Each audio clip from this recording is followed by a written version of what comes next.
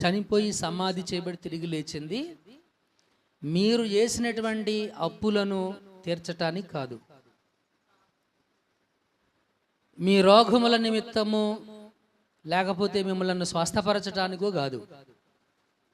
అంతకంటే భయంకరమైన రోగము శరీరములో ఉన్న నీ వ్యాధి కంటే భయంకరమైన వ్యాధి నీ హృదయానికి ఉంది, అది పాపం.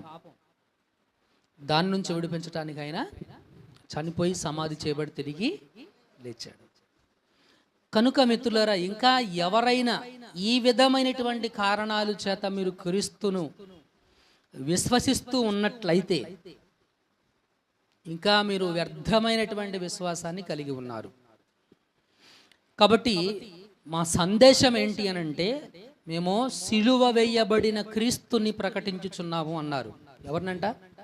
సిలువ వేయబడినటువంటి క్రీస్తుని.